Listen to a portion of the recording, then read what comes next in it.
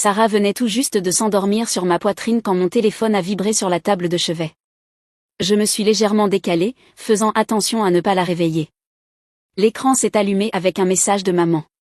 Je m'attendais à quelque chose de banal et superficiel, peut-être un rappel à propos du lait en poudre ou un lien vers un article de parentalité européen qu'elle pensait que je devrais lire, mais à la place, c'était 6 mots qui ont fendu mon monde en deux. On déménage à Barcelone. J'ai vidé le compte. Bonne chance. Je n'ai pas bougé. Pas pendant une minute entière. Mon corps s'est engourdi avant que mon cerveau comprenne. J'ai ouvert l'application bancaire et j'ai fixé le solde du compte familial partagé qui nous appartenait à tous.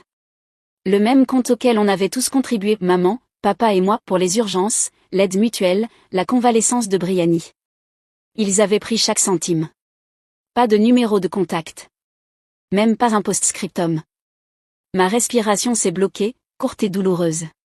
Sarah a remué, ses petits doigts se repliant près de ma clavicule. Elle était chaude, confiante, totalement inconsciente que 2 personnes dont elle ne se souviendrait jamais venaient de prendre une décision qui allait façonner toute sa vie. J'ai posé mes lèvres sur son front et chuchoté. Merci pour l'avertissement. Il n'avait même pas attendu la fin du week-end. J'étais censée m'occuper d'elle pendant que Brianny se reposait après sa supposée crise à Berlin. Personne n'avait dit combien de temps cela durerait, ni que cela s'accompagnait d'un acte de disparition et d'un sabotage financier. Mais en même temps, avec eux, rien n'était jamais clairement indiqué. J'ai déposé Sarah doucement dans le berceau portatif, sa respiration paisible, ses joues encore rosées de sommeil. Puis je me suis levée et dirigée vers la cuisine, là où je gardais les dossiers papier, ceux que maman s'amusait toujours à tourner en ridicule. J'ai sorti le dernier relevé bancaire. Il indiquait plus de 18 000 $ il y a 2 semaines. J'ai essayé de les appeler, bien sûr. Messagerie directe. J'ai envoyé un message à Brianny lu, mais sans réponse. Ma poitrine me faisait mal, non pas de panique, mais d'autre chose de plus lourd, la lucidité. Évidemment qu'il ferait ça. Évidemment que j'étais celle qu'on laisserait avec l'enfant, les dettes, le silence. Le frigo bourdonnait doucement derrière moi alors que je m'adossais au plan de travail et regardais autour. Biberon, couche, sa gigoteuse rose encore chaude dans le panier à linge. Tout ce qui appartenait à quelqu'un d'autre m'appartenait maintenant par défaut. Le matin venu, je commencerai à organiser le planning de Sarah et à me renseigner sur la tutelle légale. Mais pour l'instant, je me suis simplement assise à côté d'elle et je l'ai regardée dormir, le poids de tout cela pressant contre mes côtes, parce qu'au fond, je savais déjà qu'il ne reviendrait pas. Ni pour elle. Ni pour moi. Le pire, c'est que je n'aurais même pas dû être surprise. Être la personne fiable commence si doucement qu'on ne remarque même pas la laisse qui se forme. C'est aller chercher Brianny au cours de danse parce que maman a une échéance, même si j'avais une réunion au club. C'est plier les chemises de papa parce que Brianny se laisse distraire, et ensuite voir sa distraction devenir une récompense. Je pensais être utile. Je croyais que le fait d'être fiable me rendait précieuse. Mais, fiable, est devenu invisible. Brianny, c'était le feu et le drame, des larmes sur les parkings, des poèmes griffonnés sur des serviettes, une douzaine de cursus abandonnés avant de s'arrêter sur l'anthropologie spirituelle. Les gens l'adoraient parce qu'elle était chaotique, lumineuse, et impossible à rendre responsable de quoi que ce soit. Mes parents l'aimaient comme si elle était un cristal rare, même quand elle brisait tout autour d'elle. Et moi, j'étais l'étagère. Ils appelaient le compte familial un filet de sécurité commun. Des contributions venant de l'activité secondaire de maman, des conférences de papa, de mes missions freelance. C'était né après le 2e séjour de Brianny à l'hôpital, au cas où quelqu'un d'autre aurait besoin de soutien. Je me souviens de cette formulation exacte, quelqu'un d'autre. Pas Brianny. Pas encore. Quelqu'un d'autre. Mais moi, je n'ai jamais été quelqu'un d'autre. J'étais le système de secours. La première fois que Brianny a vidé le compte, c'était pour une retraite dans les Catskills. Transformatrice, disait-elle. La 2e fois, c'était un déménagement raté à Los Angeles pour écrire des mémoires qu'elle n'a jamais commanditées. On m'a dit que je ne devais pas être aussi rigide avec l'argent, que Brianny était, en train de devenir quelqu'un. Pendant ce temps, je colmatais les trous de mon assurance auto et repoussais l'achat de nouvelles lunettes depuis 2 ans. Et nous y voilà. Il m'avait laissé avec sa fille, vidé le compte, et s'était installé à Barcelone comme s'il s'agissait d'un congé sabbatique en retard. Le silence après ce message n'était pas seulement cruel. C'était une révélation. Il n'avait jamais eu l'intention de revenir ni pour aider, ni pour répondre, même pas pour vérifier comment ça allait. Je me suis assise sur le canapé, la pièce assombrie autour de moi, Sarah gazouillant doucement dans son sommeil. Je me suis souvenu de la dernière fois que ma mère était venue dans cet appartement. Elle avait froncé les sourcils en voyant ma tasse ébréchée et dit « Tu n'as toujours pas de vaisselle assortie ?» Elle n'a rien dit sur les carreaux faits main que j'avais posés dans la salle de bain ni sur les photos encadrées que j'avais restaurées pour la société historique. Juste la vaisselle. Évidemment, elle était partie sans dire au revoir. C'est ce qu'elle a toujours été. C'est ce qu'ils ont tous toujours été. J'étais la fille discrète, la stable. Et les gens stables, on ne pense pas qu'ils aient besoin d'être prévenus. Mais Sarah, elle, aura besoin de plus que ce que ont jamais donné. Et j'étais la seule à devoir comprendre comment lui donner ce plus. Au 4e jour, mon corps avait appris à fonctionner par tranches de 2 heures. Le sommeil de Sarah était une équation impossible, 3 siestes de 40 minutes ou un long cri de 2 heures à 4 heures du matin. Ses poumons étaient impressionnants. Mes nerfs, eux, étaient à vif. Je travaillais par bribes, éditant des notes de bas de page pour une revue d'histoire régionale pendant qu'elle dormait sur une serviette pliée à côté de mon ordinateur. Le client m'avait envoyé 2 relances concernant le délai. J'ai menti et dit que c'était à cause d'une urgence familiale. Cela semblait ridiculement insuffisant. Chaque biberon était une négociation. Chaque couche, une course. Je la berçais jusqu'à en avoir mal au bras, puis je la balançais en écoutant des podcasts avec mes écouteurs juste pour rester éveillée. Il y avait des moments courts où elle me souriait, ses gencives à découvert, et cela me semblait être de l'oxygène pur. Puis elle criait à nouveau, et j'avais l'impression de disparaître dans le papier peint. Des amis m'envoyaient des textos, un même par-ci par-là. Personne ne venait. J'ai appelé Briani 2 fois, laissé un message vocal. J'ai même rédigé un 3e message lui demandant directement quand elle comptait revenir. Je ne l'ai pas envoyé. À quoi bon? Le jeudi matin, après une nuit passée à arpenter le sol avec Sarah attachée contre ma poitrine, hurlant contre mon cou, j'ai ouvert la porte pour récupérer le courrier et trouver une petite boîte en plastique sur le paillasson, encore tiède. Un mot écrit en minuscule cursive. Tu en fais déjà plus qu'assez. J'ai regardé en face. Les rideaux de Madame Aru ont légèrement bougé. Elle était à la retraite, vivait seule, lisait des romans policiers fenêtres ouvertes. On ne s'était parlé qu'une seule fois auparavant, à propos du ramassage des ordures. Plus tard cet après-midi-là, elle a frappé doucement et m'a tendu un couvre-lit plié. Je l'ai fait pour un lit de la mauvaise taille, a-t-elle dit, d'une voix calme, comme s'il s'agissait d'une affaire formelle. Je l'ai remerciée. Elle n'a pas demandé à entrer. Elle n'est pas restée. C'était la première fois en plusieurs jours que quelqu'un me voyait. Ce soir-là, je me suis assise à la lueur de la lumière de la cuisine, tenant Sarah d'une main et mangeant une soupe réchauffée de l'autre. Mes bras étaient fatigués, ma poitrine plus lourde que la faim ne pouvait l'expliquer. Mais pour la première fois de la semaine, je ne me sentais pas complètement seule. Le lendemain matin, je suis partie à la recherche du vieux classeur où mes parents gardaient leurs documents juridiques. Je n'avais pas mis les pieds dans leur maison depuis leur départ. Elle sentait toujours le cirage au citron et l'excès de confiance. Je me suis dit que j'y allais juste pour récupérer la dernière boîte de lait en poudre ou peut-être retrouver un vieux berceau dans le grenier, mais je savais ce que je cherchais vraiment. Des réponses? Ou des preuves? Sarah dormait dans le porte-bébé fixé à ma poitrine pendant que je fouillais la cuisine, ouvrant les tiroirs du bout des doigts. Le frigo était vide, sauf pour un pot de confiture de figues importées et une demi-bouteille de Prosecco.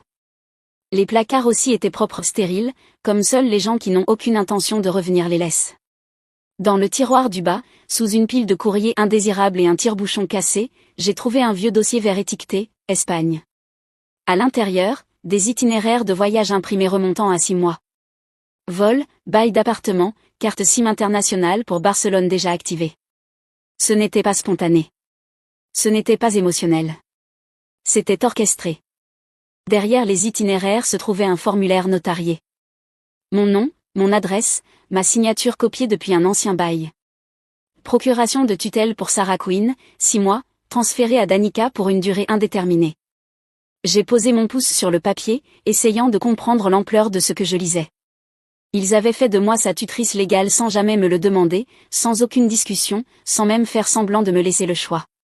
Rangé à l'arrière du dossier, une copie imprimée d'un relevé bancaire. Le compte familial, daté de 2 semaines avant leur disparition. Un retrait, 21 600 $. Destination, Meridian Trust, division internationale privée. Même pas une banque américaine. Ils avaient transféré l'argent à l'étranger. Je me suis assise à leur table de cuisine, la même table où ils organisaient autrefois des dîners de professeurs et me corrigeaient la posture, et j'ai fixé les chiffres. J'aurais dû être furieuse. J'aurais dû vouloir tout casser. Mais tout ce que je ressentais, c'était du calme. Ce n'était pas une erreur. C'était un échange. Ils avaient choisi la liberté, et ils m'avaient laissé Sarah en guise d'excuse. Une poêle sur le comptoir portait encore l'étiquette d'une boutique de Portland, $240. Ils l'avaient laissée là, elle aussi. J'ai plié les documents et les ai glissés dans mon sac. Puis j'ai regardé la pièce une dernière fois, comme si je m'attendais à entendre leur voix résonner contre les murs. Mais c'était calme. Et le silence ne s'est pas excusé. De retour chez moi, j'ai couché Sarah, ouvert mon ordinateur portable, et tapé. Comment déposer une demande de tutelle d'urgence en Virginie? Je m'attendais à ce que le bureau d'aide juridique soit stérile et débordé. D'une certaine manière, il l'était. La salle d'attente bourdonnait sous les néons, et la réceptionniste ne leva presque pas les yeux de son clavier. Mais lorsqu'Efrain Rode entra dans la pièce, cravate légèrement de travers, manches retroussées, il me salua comme une personne, pas comme un dossier. Rien que ça m'a presque fait craquer. Je lui ai montré les documents que j'avais trouvés. La procuration, le relevé bancaire, les itinéraires imprimés. Il les a lus lentement, tapotant les pages une fois avant de parler. « Ils ne vous ont pas prévenu ?» demanda-t-il. « Non. Ils sont juste partis. » Il hocha la tête, la mâchoire crispée. « Alors ce n'est pas simplement un transfert de tutelle. C'est potentiellement un abandon financier voire une fraude, selon la façon dont les fonds ont été classifiés. » Il m'expliqua que même si la procuration était techniquement légale, la tromperie autour ne l'était pas. Si nous pouvions prouver qu'ils avaient délibérément voulu se décharger de leurs responsabilités sans consentement, ou qu'ils avaient sciemment détourné des fonds partagés, nous avions de quoi contester à la fois l'accord de garde et la traçabilité de l'argent. Je lui ai demandé à quoi ressemblait la procédure. Il m'a dit que ce serait lent, pénible, difficile. Je lui ai répondu que je ne dormais déjà plus depuis des semaines. Une ascension de plus, qu'est-ce que ça change? Cet après-midi-là, j'ai commencé à tout répertorier. Reçu, capture d'écran, ancien message de Brianny me demandant de l'aider, pour le week-end, le message de ma mère à propos de l'argent. J'ai compilé un tableau. J'ai imprimé des copies, je les ai étiquetées. Ça paraissait obsessionnel, mais c'était aussi comme construire quelque chose, page après page. 2 jours plus tard, Brianny a enfin appelé. J'ai failli ne pas répondre, mais je voulais avoir sa voix sur enregistrement. « Et Danica, dit-elle, le ton sec. Tu avais accepté. » Non. Tu m'as dit que tu avais besoin d'aide pour un week-end. Pas pour toujours. Silence au bout du fil, puis un rire. Sec, condescendant. Tu dramatises toujours tout. J'ai appuyé sur enregistrer sur mon 2e téléphone. Tu crois qu'ils t'ont abandonné? Grandis un peu. Ils en ont fini de te porter. J'ai failli laisser tomber le téléphone. J'ai gardé ma voix stable. Ils ne me portaient pas. Ils se cachaient derrière moi. Tu es ridicule, claqua-t-elle. C'est fini. Tu ne nous feras pas peur avec tes menaces légales. Je n'ai rien dit. J'ai laissé le silence remplir l'espace. Elle a raccroché. J'ai étiqueté l'enregistrement et les sauvegardé 2 fois. Ce soir-là, Sarah avait une petite fièvre. Je l'ai gardée contre ma poitrine, sa respiration chaude et irrégulière, regardant le plafond vibrer sous la lumière de la rue. Je ne me sentais pas forte. Je ne me sentais pas vengée. Mais je n'avais plus peur d'eux. Le lendemain matin, j'ai appelé Efrain et lui ai dit que j'avais quelque chose qu'il devait entendre. Le message est arrivé un dimanche matin, juste au moment où je réchauffais un biberon. Nous rentrons. Nous voulons la voir. Aucune excuse, aucune explication, juste une déclaration, comme s'il revenait chercher une valise oubliée. Je n'ai pas répondu. 3 jours plus tard, ils se sont présentés à ma porte. Sandra, avec son foulard hors de prix, Talbot avec ses lunettes de soleil posées sur la tête comme une couronne. Ils avaient l'air bronzés et reposés, le genre de repos que seules les personnes sans responsabilité peuvent vraiment atteindre. J'ai ouvert la porte juste assez pour que leurs intentions s'arrêtent au seuil. « Tu as l'air fatigué », dit Sandra en me bousculant pour entrer. « Tu travailles encore ce petit boulot à temps partiel ?» Talbot l'a suivi, bras croisés, les yeux déjà en train de scruter l'appartement. « On a été surpris que tu ne nous appelles pas plus tôt. On pensait que tu aurais des questions. » Mais j'imagine que tout le monde n'est pas fait pour être parent. Je n'ai rien dit. Je les ai laissés parler. Sandra s'est approchée de Sarah, qui était dans sa chaise haute, mâchonnant un morceau de banane. Elle cliqua de la langue, désapprobatrice. Là, elle tient mal son dos. Tu devrais faire plus souvent du temps sur le ventre. Je me suis tournée complètement vers eux. J'ai déposé une demande de garde exclusive il y a 3 semaines. Ils se sont figés. Et j'ai soumis la documentation des virements bancaires, de la procuration falsifiée, et de votre échec à me notifier votre départ à l'étranger. J'ai aussi des enregistrements d'appels avec Briani confirmant que je n'ai jamais accepté une garde à long terme. La mâchoire de Talbot se crispa. Et Danica, pas la peine d'en venir là. Sandra fit un pas en avant. Ne rendons pas ça laid. C'est déjà laid, ai-je dit. J'ai juste arrêté de faire semblant que ça ne l'était pas. Ils ne dirent plus un mot pendant un long moment. L'expression de Sandra se durcit, ses yeux perçants remplis de ce froid calcul que j'avais vu toute ma vie. Talbot soupira, jouant la déception comme s'il récitait un monologue appris par cœur. « Je pense qu'il vaut mieux qu'on parte », murmura-t-il. J'ai hoché la tête et ouvert la porte. Sandra se retourna en sortant. « Tu as toujours eu un don pour le mélodrame. Je ne pensais juste pas que tu irais jusqu'à y mêler un bébé. » Je ne répondis pas. Je ne sciais pas. Je refermai doucement la porte, tournai la clé, et expirai. Sarah laissa tomber sa banane par terre et applaudit joyeusement. Cet après-midi-là, Ephraim appela pour confirmer que notre audience avait été avancée. La salle d'audience sentait la poussière et le cirage à bois, et tout paraissait trop lumineux. Ephraim marchait avec une certitude tranquille, tenant notre classeur comme s'il s'agissait d'un évangile. Je m'assis à côté de lui, les mains croisées, observant les yeux du juge plus que ceux de mes parents. Sandra et Talbot arrivèrent avec 10 minutes de retard. Briani ne se présenta jamais. Ephraim commença par la chronologie. Il présenta les documents notariés, les plans de voyage datés de plusieurs mois, les relevés bancaires montrant que les fonds avaient été vidés et transférés à l'étranger. Puis il sortit les enregistrements, la voix de Briani, froide et distante, confirmant que je n'avais jamais accepté d'être la tutrice. Il remit au juge une transcription imprimée. Sandra se racla la gorge plusieurs fois. Talbot esquissa quelques sourires. Ils ne nièrent pas les preuves. Ils tentèrent de les recadrer. Ma fille a tendance à exagérer, dit Sandra d'une voix douce. Elle est très stressée. Prendre soin d'un enfant, surtout quand ce n'est pas le sien, éveille forcément des émotions. Le juge ne broncha pas, j'ai examiné la documentation, dit-elle d'une voix égale. Ce qui m'inquiète, ce n'est pas seulement l'abandon, mais la nature stratégique du transfert. Madame Quinn a été trompée et laissée sans aucun soutien, ni financier, ni émotionnel. Elle fit une pause, regarda mes parents droit dans les yeux. J'accorde la garde légale complète à Madame Quinn. Le compte offshore sera gelé en attendant un examen. Toute visite de Sandra ou Talbot Quinn devra être supervisée et approuvée à l'avance. Sandra ouvrit la bouche. Le juge leva la main. L'audience est terminée. Dehors, le vent s'était levé. Sandra m'arrêta au bas des marches du tribunal. Tu as toujours été jalouse de Briani, dit-elle d'une voix basse et tranchante. Même enfant. Tu n'attendais qu'une occasion de nous punir de l'avoir aimé plus. Je la regardai sans répondre. Elle tourna les talons, ses chaussures claquant sur les marches, Talbot la suivant sans dire un mot. Je rejoignis le parking où Sarah m'attendait avec Madame Aru, qui était venue sans qu'on le lui demande. Le bébé éclata de rire en me voyant, les bras tendus vers moi. Ce soir-là, tandis que je la berçais pour l'endormir, je réalisais que je ne ressentais pas du soulagement, juste un étrange silence creux, comme la fin d'un écho interminable. Le lendemain matin, j'ouvris mes mails et vis un message urgent d'Ephraim. Aujourd'hui, le four ronronne doucement, régulier et chaud. Je le garde en marche à basse température presque tous les matins pendant que Sarah joue sur un tapis matelassé à quelques mètres. Le berceau que j'ai fabriqué avec des lattes de pain usées repose près de l'étagère au bol fini. Elle y fait parfois la sieste, les doigts enroulés autour d'une poupée de tissu cousu à la main par Madame Aru. Mes mains sont de nouveau dans la terre. Le tour tourne à nouveau.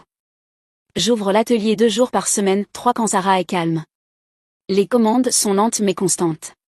Le café du coin a renouvelé son stock de mugs avec mes pièces le mois dernier, et une étudiante veut un service personnalisé pour son expo de fin d'études.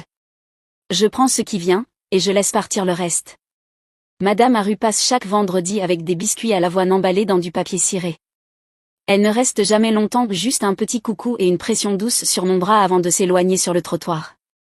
Sa présence est une forme de guérison, discrète, fiable, à l'opposé de ce que j'avais appris à attendre des adultes.